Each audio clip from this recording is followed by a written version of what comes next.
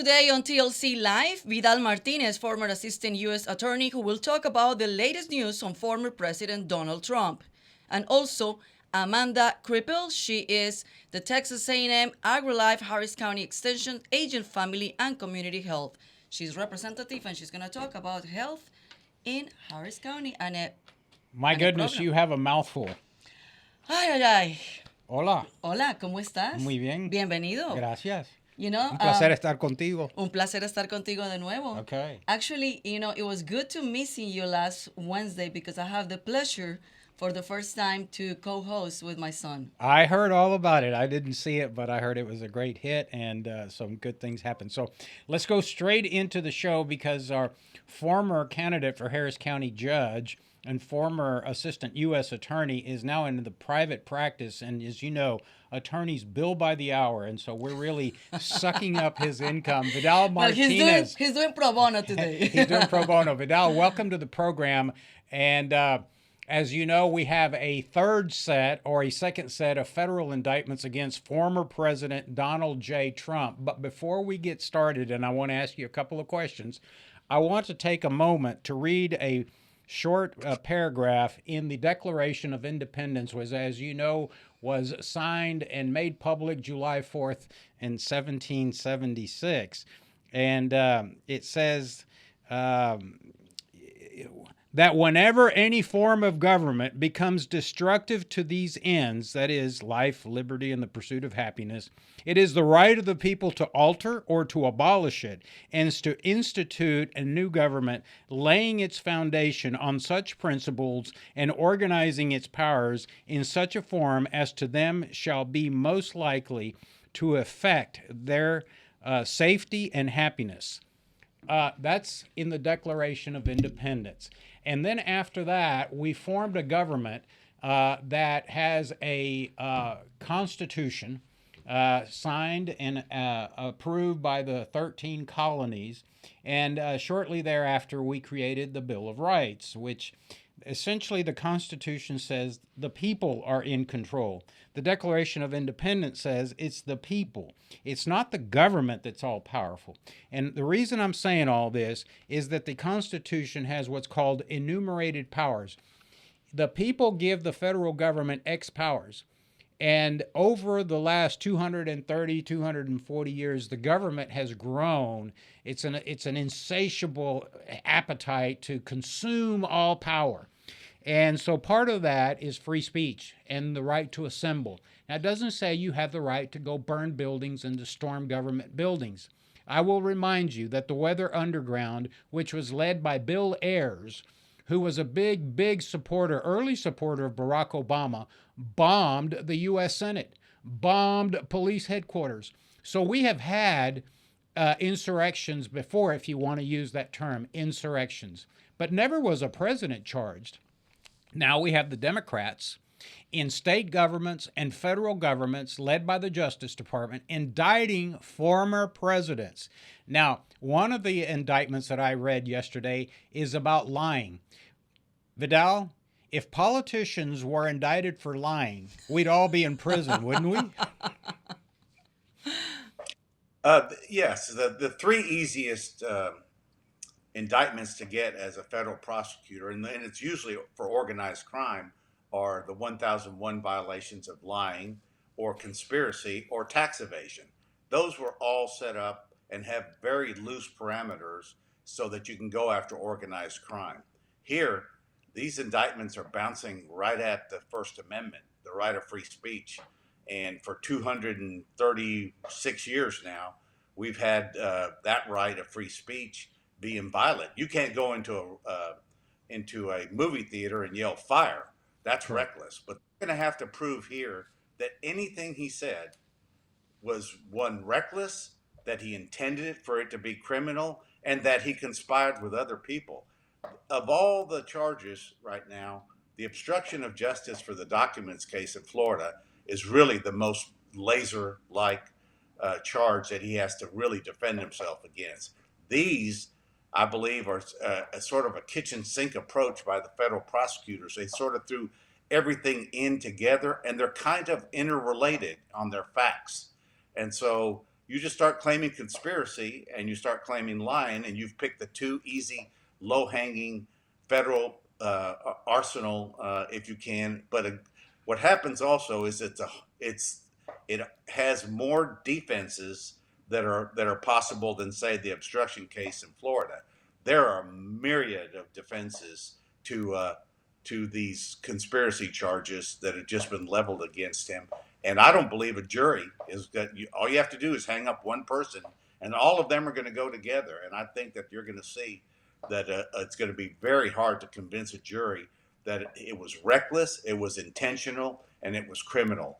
Those are very, very high burdens to sustain. And I think it was done more for show purposes here, to show that they did something about the January 6th riots, as opposed to just a documents case in Florida or a Georgia election violation, or lying on forms in New York. So I think that it was done more to satisfy a need out there for the Democrats to say, well, we're going after him for January 6th.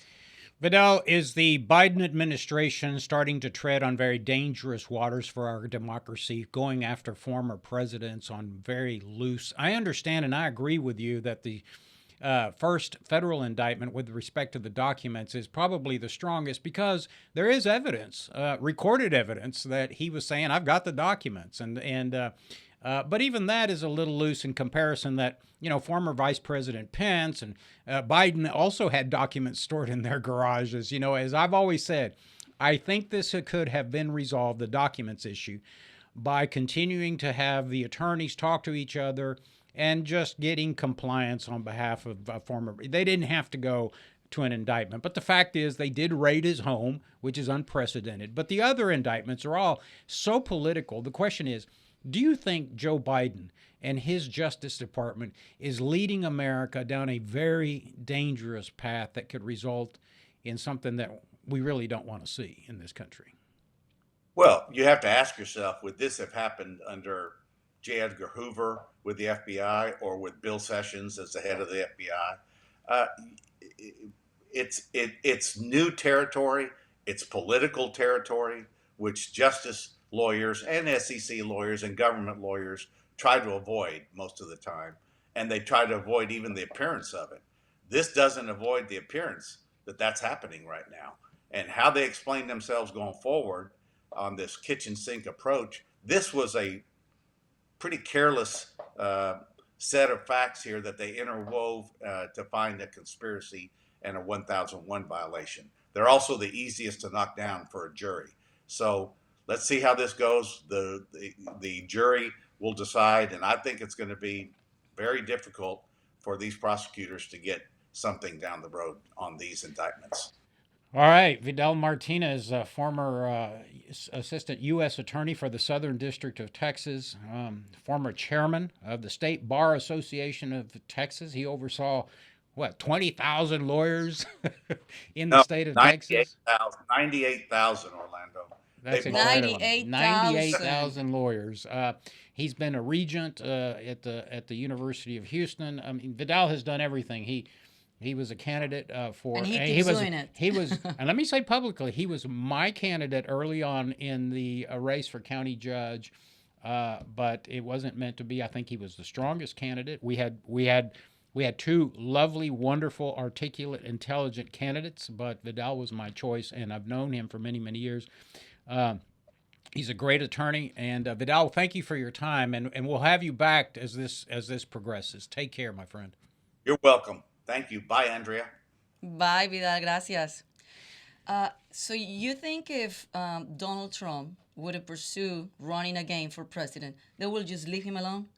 You think this is just things that keep... Oh, this is political. Yeah. This is Merrick Garland, who is the United States attorney appointed by Biden. Now, remember, Merrick Garland works for Joe Biden. Mm-hmm. That's Joe Biden's his boss. Merrick Garland is upset that the Republicans thwarted his nomination to the Supreme Court.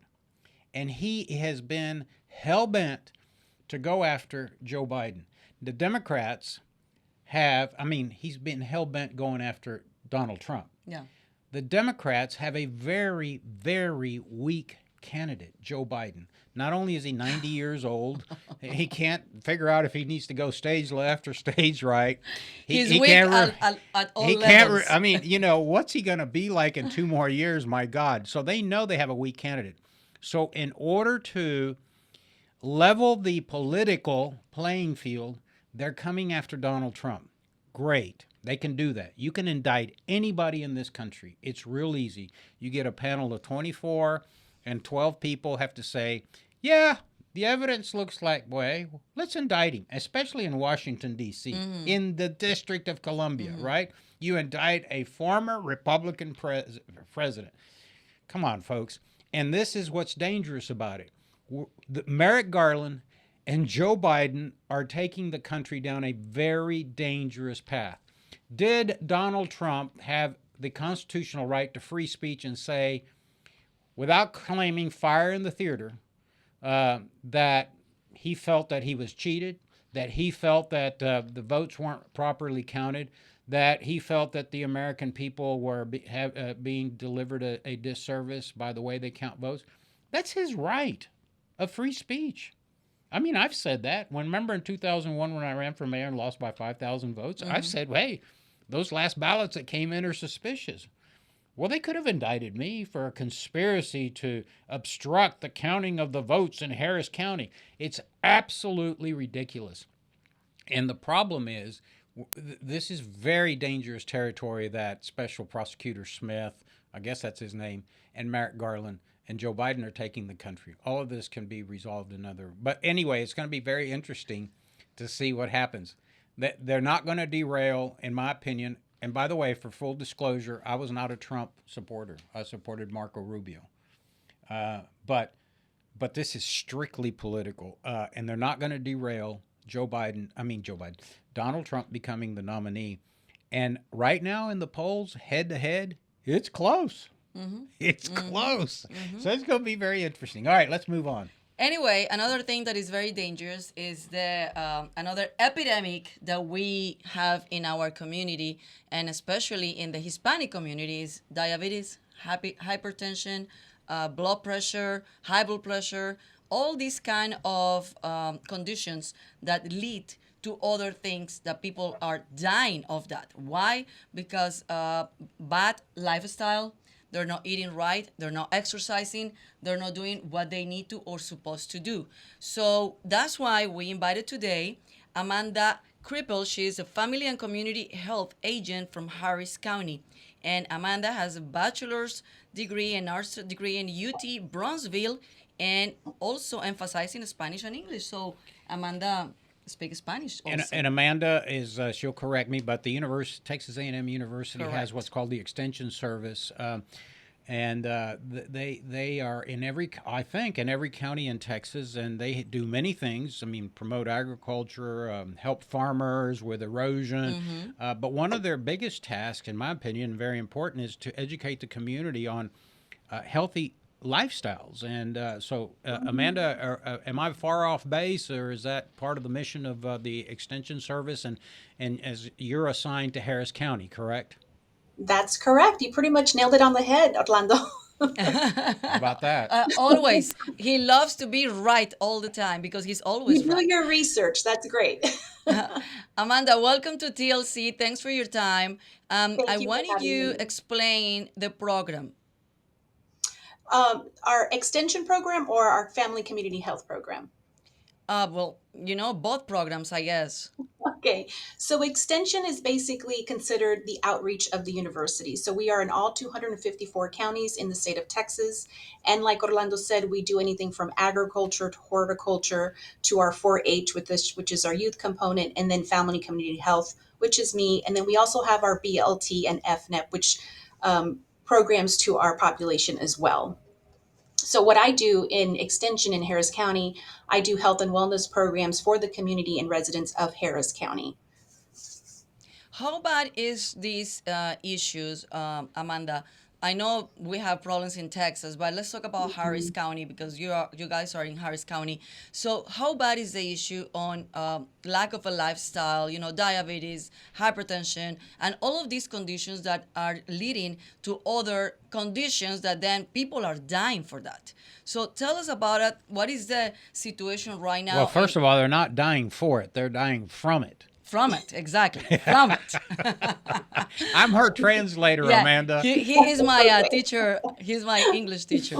Yeah, So so tell us In about that. Harris County, we do have a high Hispanic and African American population, and with especially with diabetes, that affects our Hispanic population as well as our African American population, and it is very high. I don't know the exact number, but it is high, and we do see that because it is a lot of things, right? A lot of factors that affect diabetes, right? It is a chronic disease.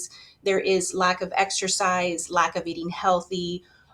There's still disparities in within to see a doctors in our community as well. Even though we live in a beautiful city of Houston where there's diversity and there's lots of great things, there are still food deserts in our community. So there's areas in populations in our community where there isn't a great grocery store. And the nearest thing there is probably a dollar store, a general dollar store, or maybe just a pop up market. And a lot of people are getting their food from there. Um, the economy as well. Groceries are expensive, and eating fresh fruits and vegetables are expensive. So that also affects our population as well. I'm glad you pointed that out because, there's this misconception that we live in the city of Houston, as Amanda points out, which is a great city and home to the world's largest medical center. So everybody thinks, hey, we have access to health care. This is great. We got more doctors and lawyers. Uh, no, that's not the case. And Mhm. one of the things I've learned, I think, working with the Extension Service and working with endocrinologists, both at the University of Texas. I'm going to give a plug to Dr. Elizabeth Vaughn at the University of Texas. She's working on a program to, get the community access to healthcare providers, and we'll be talking more about that. In fact, I was telling Amanda I want to hook Amanda up with Dr. Vaughn, and so to work collaboratively for the benefit of the community. But one of the things I've learned traveling through the Fifth Ward of Houston, which is predominantly African American, but also changing into more Hispanics, and Mhm. let's say the second ward, what we call Segundo Barrio, the Mhm. historic Hispanic neighborhood. But we also have large concentrations of low income Hispanics on the near north side of Houston and the southwest side, even around Hiram Clark area and the Fondren Southwest area. I'm just giving you guys geographic locations. Mhm. But um, I'm reminded of Marvin Zindler. Remember, he used to say, it's Yeah. hell to be poor. It really is. And think about this because most people say, well, we live in the fourth largest city with the biggest medical center. But let me just tell you, if you don't own an automobile and you're dependent on the Metropolitan Transit Authority to get to the Mhm. medical center to see your Forget it. endocrinologist, man, that's tough. So let's just say you have an elderly mom or a grandmother. She's got to go Mhm. to the endocrinologist, lives off of Jensen Drive in the Fifth Ward. She's got to take a bus, maybe try to connect to the red line, and then the red line to the medical center. And then she gets a prescription, a handwritten prescription for a Yeah. CVS. She has to take the bus back home, right? And in her neighborhood, there is no Randall's, there is no Kroger, there is no Mhm. HEB, There is there is no no Fiesta, and there no is restaurants. nothing. No, Only yeah, fast food restaurants. and Yep. processed foods. And then she's got to take that same bus to go to a CVS or a Walgreens or a Walmart that's not in her neighborhood to get her prescription filled. And then four Mhm. weeks later, she's got to follow up at the medical center. Right. Folks, do you have any idea how difficult that is? That's Mhm. almost impossible. Most people just give up. And so now you've got obesity and type 2 diabetes, and untreated, you're going to lose limbs. You're going to have circulatory problems. You're going to have renal failure. You're going to go blind. I mean, it's just incredible. And the cost to the taxpayer is incredible.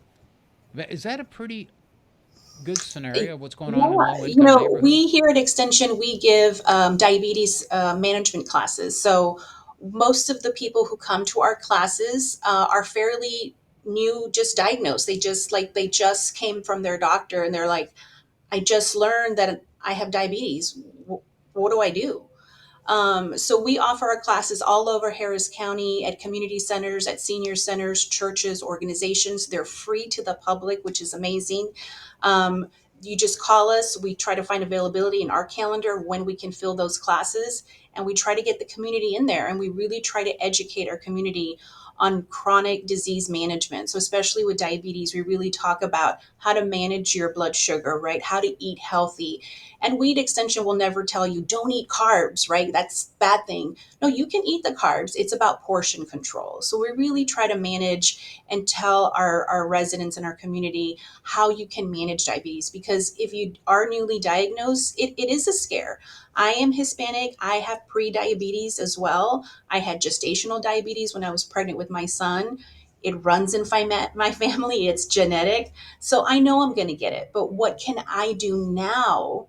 And that is by educating myself, eating healthy, exercising, right? Talking to my doctor, things like that. So we really try to educate our community on what you can do to just manage diabetes. Manage if you do have diabetes, it's never going to go away, but we can manage that with medication and diet and exercise. Amanda, not only manage those conditions, but also Mhm. prevent those conditions. And I always say, if you started as a young age with your kids, and Yeah. as parents, we start educating them with the healthy lifestyle, you're Hmm. not gonna miss of what you don't know. Meaning, if you never drink sodas, you're not gonna miss sodas. If you never Yeah. eat those nachos and chips and Cheetos and all of those things that are not good for the kids, you're never gonna miss it. So, starting from the parents, I think if we educate our parents, that pass to the kids and they can eat healthy. And people Hmm. don't understand because I hear that all the time. I used to work at Univision long time ago for 15 years, Yeah. and we always were doing stories about that. And I Hmm. hear from families saying, well, eating healthy is so expensive. What they don't understand is more expensive not eating healthy, because Yes. then it's going to come with a lot of disease. So Yes. we need to educate. I mean, water is the less expensive thing, and you can drink water instead of sodas. You can eat Hmm. other things that they are not expensive, but that comes with education. If our community is not educated, they don't know better. And that's Yeah. why it's very important not only manage the condition, learn how to manage the condition, but prevent the condition. But Amanda, before you comment on that, I want to say nutrition is not easy. It's complicated. For example, I think I try to live a healthy lifestyle. Maybe I should quit the wine, but Well, no, wine has antioxidant. that's true. Exactly. But here's an example.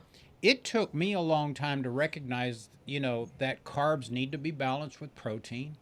Right. It took me a while to realize that not only does bread, for example, have carbs, but that's Hmm. fine. I mean, you can burn them if you have a healthy lifestyle, but the sugar content of bread, and so now when I go to the grocery store, I start looking at sugar content of food. And not to mention sodium. Some people go to the store and say, I'm going to get I'm not going to name a brand, but vegetable soup in a can. Oh my Oh God, the my God, that's sodium. like 1,200 Yeah. grams of sodium per serving. So if you have high Yeah. blood pressure and you think you're eating healthy, like eating vegetable Yeah. soup, you're actually spiking your blood pressure. So it's complicated, and it's tough for a community that's struggling just to stay alive. It most definitely is, especially in a Hispanic population. I grew up, my grandmother raised me. We're from a very border town. So she didn't know, we grew up on beans and tortillas and rice and carne guisadas and all this great stuff, right? I Chicharrones. wasn't, chicharrones, exactly. It wasn't until I was older and I realized, and my grandmother had diabetes and hypertension. My three of my uncles have passed away from massive heart attacks. So I know my family history, and I think that's one of the biggest things with our population is we have to know our family history, number one, and we have to be educated. And it's hard. It is really hard, especially. I can always speak for my culture and where I come from. It's hard to get that education into our communities because we are ingrained on how we were raised and what we were taught when we were younger. But here at Extension, we try to do that all over our community. We are, like I mentioned earlier, we're trying to go to churches, community organizations, YMCAs, apartments, anywhere there is, we try to go out there. And it's not just where we teach about chronic disease management. We talk about nutrition. We teach how to read a nutrition label. And that's really the important kind of where it starts. Like you mentioned, you look at that can of soup and you see the sodium intake, right? So we really talk about looking at the nutrition label and reading it and what everything means, because it's really hard. And we also talk to our youth in schools. We talk about my plate and how my plate should look like. It should be fruits and vegetables and protein and dairy and carbs, and what that looks like in our home, right? And we tell our kids, what does your plate look like? And some kids will say, "Oh, I don't have any color. It's just white and brown, right? It's arroz with a carne guisada, or it's pasta and something else." So we really try to teach our kids that too. We start, which, like you mentioned in there, try to teach them young. We try to go to schools and talk about my plate and nutrition. And then hopefully they can go back to their homes and then tell mom and dad, "Oh, my plate, we have to have color. We have to have, proteins and carbs and grains and dairy and things like that." So we try very hard to start with our youth as well. There's a misconception because that's part of the solution, Amanda. But the other one is, I think you talked about earlier, is portion control. Yes. Some people say, well, I've got color. I've got 2 pounds of broccoli with a lot of salt and butter on it, and Exactly. I've got 40 pounds of noodles. Oh, that's healthy, and I've got 6 slices of whole wheat bread. With a bunch of no, no, And on top of that, we live in Texas. yeah, Everything is big in Texas. yeah. You go to a restaurant, You get a massive steak yeah, no, hanging it's hanging like, off the yeah, side. every time I go to a restaurant, I say, I want to share whatever I order because it's Yes. so big. So Hmm. it is not helping the portions that they also Yeah, offer. so portion control is very important because, as Amanda said early on, no, they're not going to tell you not to have carbs. They're not going to tell the kids you can't have a spoonful of macaroni and cheese, but it ought to be that, half a cup or a cup. You don't need the whole box of macaroni and cheese, you know. But again, I go back to this. If you're poor and you've got to Hmm. fill your baby's belly at night and all you have is a potato, you're going to make mashed potatoes. And Absolutely. if you have 25 strands of noodles left in the box, you're going to boil those spaghetti, Hmm. and you're going to give them a piece of toast. That's all Hmm. carbs, but it fills That's them up right. because there's nothing. You can't run down the street like I can in my neighborhood. I can literally walk to Kroger Yeah, and get, every vegetable I want. well, of course, You but can't do that in poor neighborhoods. And yeah. what kills me, and by the way, this is an editorial comment, Amanda. I'm known for making editorial comments. Got it. Now, I'm assuming your ultimate boss, right? Is it the agriculture commissioner? Does he oversee the extension services in Texas? No. The state legislature does? Well, we are funded by the state, so we do report and we do interpretations to our state legislatures as well. Yes, So your funding comes from the legislature. correct. Well, from Okay. the state. Hmm. The state of Texas. All right. Hmm. So here's my editorial comment. You ready? Yeah, are you ready, I Amanda? hope I I'm We hope have a scared, half but an okay. hour. and Amanda's going to be very quiet because she's not going to get involved in this. But Correct. as you know, this is Texas Latino Conservatives. Correct. We try to educate the Hispanic community, but we also try to educate our legislators. And since we are Hmm. conservatives, I want our Republican friends in Austin to get out their number two pencil and their big chief tablet and take notes. Um, this is a way to get into the Hispanic community. I get questions all the time from Republicans. Hey, how do we reach the Hispanic community? Why don't you find out what the issues are in the Hispanic community and try to come up with solutions? And so Yeah. the biggest issue facing minority communities, and particularly Hispanics, I don't like to label anyone minority because I'm not a minority. I'm a Texan and I'm a naturalized U.S. citizen, so I'm an American. But the left calls us minorities, people of color. So, how do you want to reach people of color? Go into the communities, talk to them, Hmm. worry about how to fix the health of those babies, give them better access. communities like Houston, the city of Houston, why don't you have incentives to get HEB and Kroger and Fiesta into those neighborhoods? Yeah. I mean, we provide subsidies for sports palaces. We build 3 arenas at the cost of billions of dollars. Yeah. Why can't we put up a little community, supermarket with where healthy people stuff? Exactly. I mean, so okay, that's my editorial comment, folks. You want to understand and help communities? Roll up your sleeves, get into those communities, and find out what the problems are. And not only the lack of good or healthy food, but also they're not exercising. They're not moving their bodies.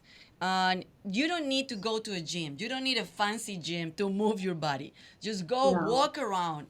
Walking, it's That's another thing. Yeah. The city of Houston funds parks and recreation.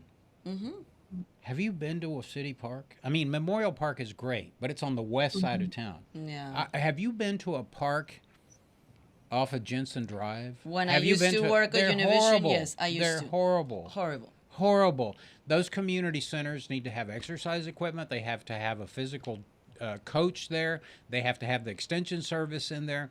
And that you get the community in there. You've got air conditioning in the summer. You've got swimming for kids. But it's pathetic. The city of Houston, the only reason Memorial Park is beautiful is because of the generosity of foundations, not because of the city of Houston. Of It is the Hogg family dedicated that real estate to the city of Houston, and those foundations, and the Kinder family have put in millions of dollars. But that doesn't happen in low-income neighborhoods. So the city of Houston needs to step up and make these community centers and recreation centers better. They're in bad shape. I remember going to the community center in Manchester underneath the big Ship Channel Bridge. I mean, yeah, they have a gym, but it's like, I wouldn't go there, So invest. I know. We need to invest. So, Amanda, what has been the biggest challenge that you guys are facing in your program, and how people in general in the community can help?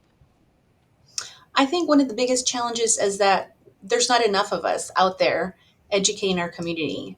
Here at Extension in our Houston office, there's only 2 family community health agents. It's me and a Dr. Sanja Davis. And we try our best to go out into the community. We do get a lot of requests of, chronic disease, diabetes, hypertension. We do cooking as well. So cooking well with diabetes, cooking well with hypertension, right? So I think for us, one of the obstacles is there's a lot of requests, and Houston is so large that there's not enough time to give out those educational resources to everybody, because other than what we do, we also do other things as well. So I think that's one of the biggest challenges here. Yeah, and I'm going to say a shout out to the Extension Service, because, as you know, we have limited money too. Our money comes in from donations across the state, and our mission is education as a 501c4. Right. And so we took on a task to try to, oh my God, I didn't realize how tough it would be. As you know, last year, was it 2 years ago, Amanda, we did what's called Salud a Ti, which translated in English means health to you. And we were there. called the Extension Service, and you guys were wonderful. You came in. We hired. Thank you to the Papa's families. Provided a chef from one of the restaurants, a Hispanic chef, but well-known chef, I think from Catarino from Papa's Brothers Steakhouses. Yeah, from downtown. And worked with the Extension Service to have a cooking demonstration. Yeah. But my God, was that hard and expensive to promote. I mean, we had to promote it. We had to buy bags. We had to bring in activities for the children. And yes, we had a turnout. We did it at the Azteca Farmers Market. Efren Gonzalez donated his property. He's so involved. And even Efren, I mean, he's suffering from the same issue. So he's compassionate. He understands.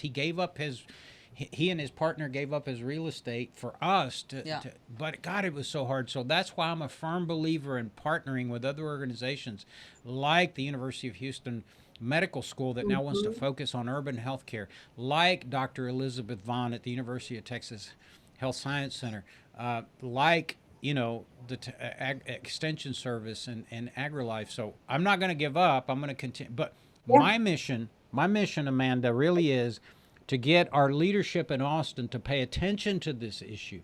It is costing the taxpayer an incredible amount of money.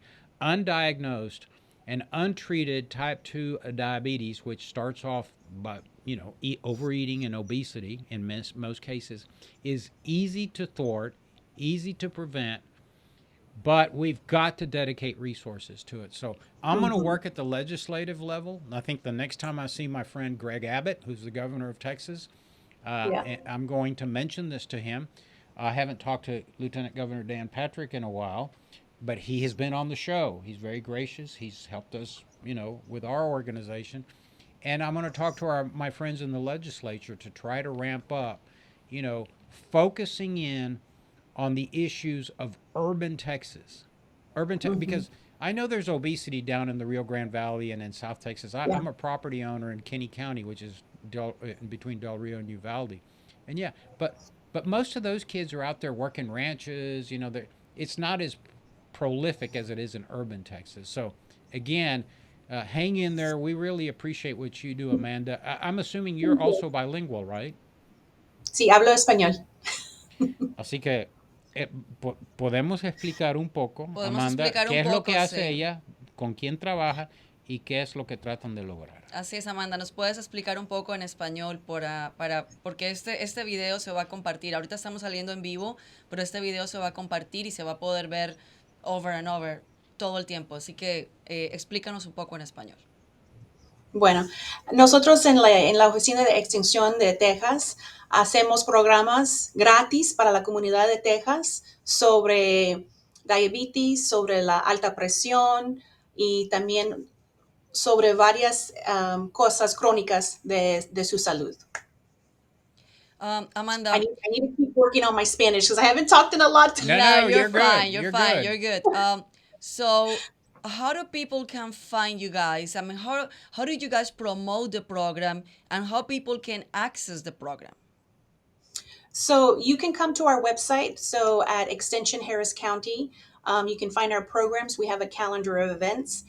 You can follow our Facebook page. We have that's one Better Living for Texans, and we have a Family and Community Health Harris County also. And then you can call us. You can call our number. It's 713-274-0950. You can call, you can ask what programs we have related to health and wellness, or maybe you need information on your garden, or maybe you have a farm, or maybe you want information on youth. What are we doing with our youth with our 4-H? So call us. You can visit our website, our Facebook pages. When we partner and we work in the community with community centers or churches, they market it to their residents. So if we're working, for example, with a YMCA, they market it to their whole YMCA group. If we're working with Precinct 2 Community Center, they market that to all their members at that precinct. So wherever we partner with, they market it as well as we do. So you kind of see it all over. Ok, otra vez en español para la abuelita que está viendo y quiere comunicarse con ustedes, ¿cómo se comunica? Bueno, pueden hablar a nuestro número que es 713-274-0950. Repítelo una vez más. 713. 713-274-0950. Y ahí se pueden comunicar y buscar información sobre los programas que hace el Servicio de Extensión de la Universidad de A&M sobre alimentos, vivir una vida más saludable, cómo empezar a tratar de prevenir y cambiar el curso que uno tiene con el sobrepeso y la diabetes 2, ¿no? Y sobre todo que estamos viendo tantos niños que están padeciendo este problema y esta condición, y que es muy triste ver niños menores de 10 años inclusive ya con unos grados alarmantes de obesidad.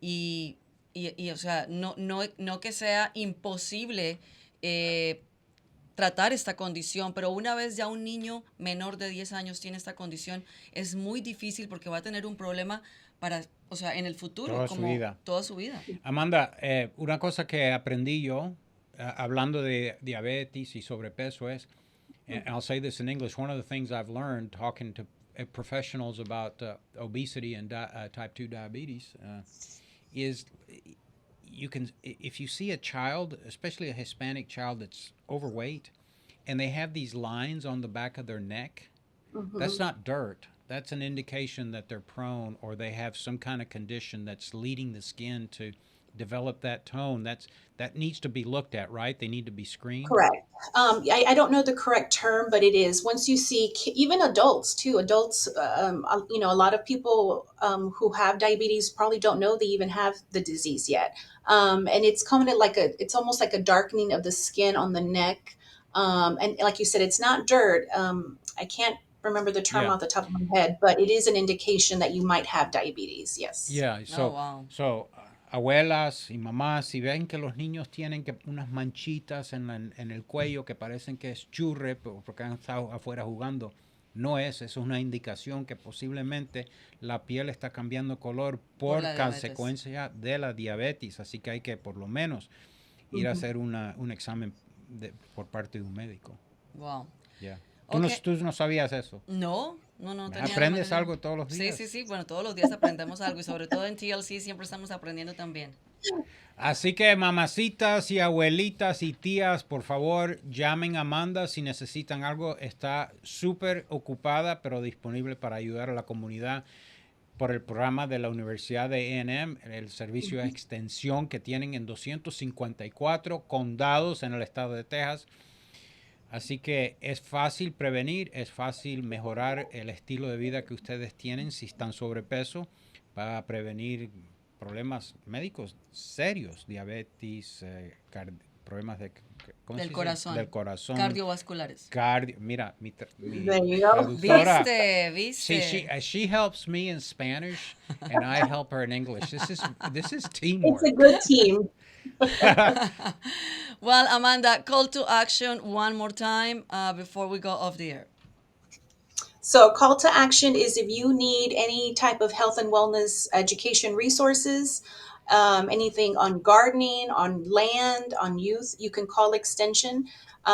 We are considered the best kept secret in the state of Texas, even though we are part of the university system. A lot of people don't know that we exist. And we are free to the community. We do have some programs where we do charge a fee, but most of our education is to provide that to our community and our residents of Texans all over Texas. Go ahead. Go ahead. No, sorry. Go ahead. I was just going to say, you can call us, visit our website at Harris County, Extension Harris County, visit our Facebook pages at Family and Community Health, or you can call us or visit our website.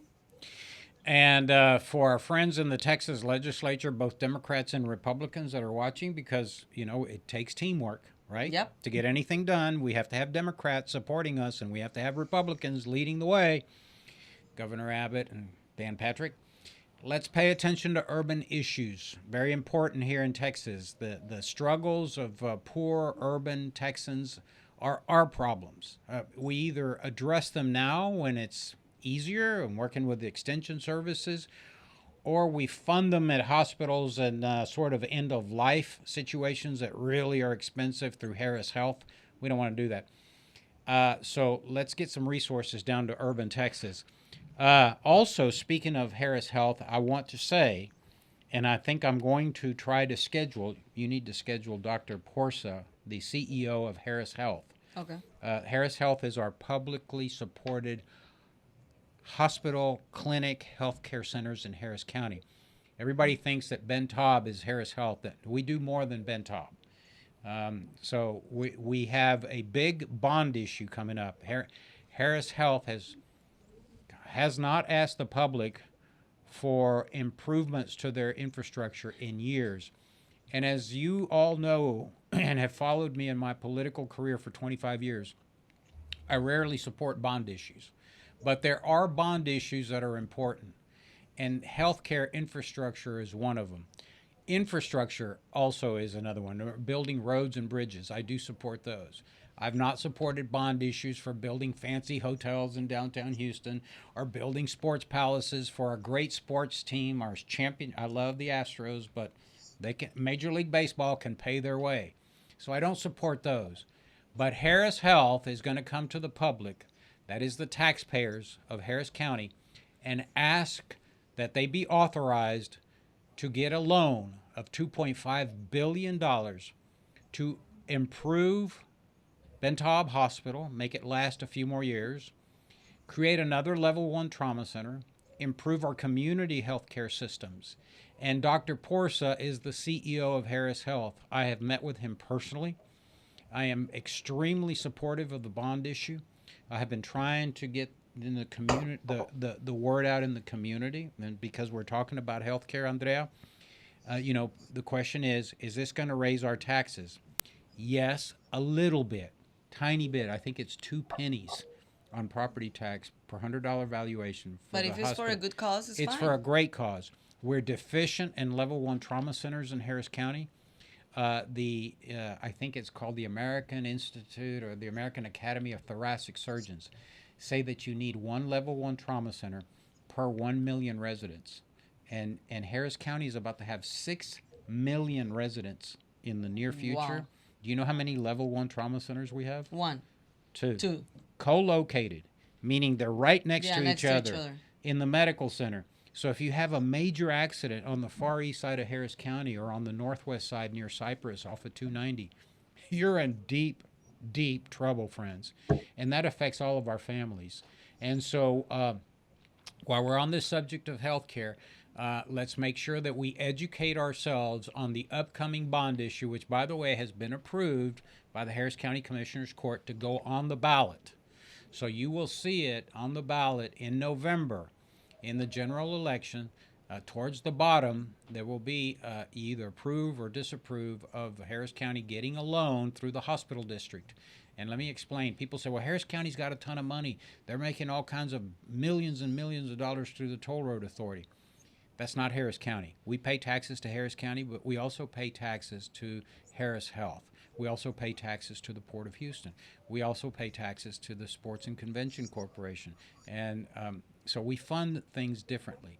But Harris Health merits our community support for their bond issue. It is desperately needed. And by the way, people say, well, we have the world's largest medical center. What do you mean we don't have trauma care? We don't. Do you know Dallas has a smaller population, Dallas County, than Harris County, and they have more level 1 trauma centers than we do? Wow. Yeah. So anyway, we'll have Dr. Porsa on. Amanda, thank you for what you do. We'll have you back on the program. I know it's a tough task, but you're doing what you can. I'm going to try to help you guys in the legislature and bring attention to our leadership to focus a little more on urban health care in Texas. Amanda, gracias. Thank you. Muchísimas gracias. Thank you. Hasta luego. Hasta luego. Man, so we've covered indictments. We've covered, more money for urban health care. And now we need to cover Leadership Latino. Oh, yeah, it's coming up. Leadership Latino is coming up. You want to talk about it? Of course. Okay. So Leadership Latino, our class is coming up this Friday and Saturday. Friday is going to be at night. It's going to be a networking. We're going to, get to know the participants. And then Saturday is going to be an all-day class that we're going to start talking about compliance, ethics, how to run for office, how to be a leader in the community. Explain what does compliance mean? Because people don't understand. Well, you can explain that better. Okay. So go ahead, finish your comment. So let me finish the whole thing, and then you explain a specific that. Okay, part. I'll start Googling here. Yeah. Go ahead. We're also gonna teach how to deal with media, how to reach out to Gen Z. That's gonna be a presentation that my son, that now is running for Harris County Precinct Chair, is gonna present to the. I didn't know he was a candidate. Oh yeah.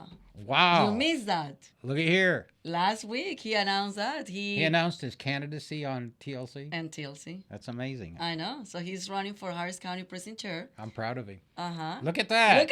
What a handsome candidate. Thank you, Mark. What an amazing producer we have.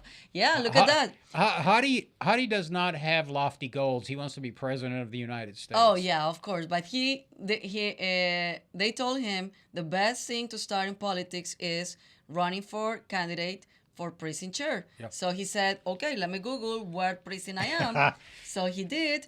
and he signed up, and now he is a candidate for precinct chair, and the elections are next year. I love it. I love all these 18-year-olds, Roman Garcia and Joel Castro and Hadi and I mean, Michelle Gamboa and who was Freddie Arellano in Maverick County. All these guys are 18 years old, 19 years old, freshmen in college, and they're leading the state. I know. They're city council members, they're precinct chairs. I mean, golly, we're doing some good stuff. Yeah, so so it's he exciting. just got his certification in leadership, and so he's preparing the presentation, PowerPoint presentation, and I already reviewing. It's very interesting. He participated in what? The Leadership Institute? Leadership Institute, and he got a certificate. He went twice to Washington, D.C. with them. And the Leadership Institute covered all the costs. Everything. Amazing. Yeah. So, young folks, get off the games. Yeah. Get off social media. The YouTube. Yeah, and, YouTube. Get off be the an couch influencer. and go lead. No, yeah, be an influencer, but the real one. Yeah. For the community, Yeah. not in TikTok and not in the social media. Be a real influencer, be a real leader.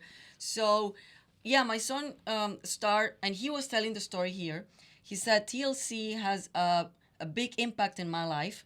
And after TLC, and that was started on 2020, during the pandemic, that I remember he was not only helping me producing, editing, filming videos, but also he started presenting videos, educating the community, because I was like, okay, you asked me to do 2 or 3 minutes video in English, like, come on, please. And you guys have the idea, well, why you don't ask Hadi to do it? Yeah. And Hadi was willing to do it. So he said Texas Latino Conservative has a big impact in his life, and now his mindset changed, and now he's looking for a lot of certification in leadership. He got the leadership certification in the Leadership Institute, and then he was invited to Washington, D.C. He was invited to West Palm Beach twice this summer, and everything was, politics, networking. He met a lot of people, and now he decided to run for office. And you bring up an interesting point, Andrea, because I think yesterday or the day before yesterday, there was an article about George Soros, the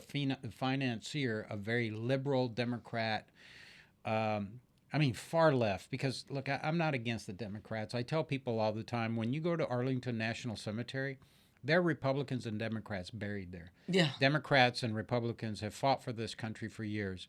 And, it's part of our system, and there are well-intentioned Democrats, don't get me wrong. And both sides, the extremes is what's dangerous to our country. George Soros has been funding extreme far-left candidates across the country. And it was revealed in an article yesterday or the day before that has a mysterious group in Texas that he's funneling $500,000 to $1 million into. Texas is a big state. $1 million is really not a lot. Mm-hmm. But to us it is, because we leverage those dollars. But not to worry. My conservative friends get wrapped around the axle about George Soros.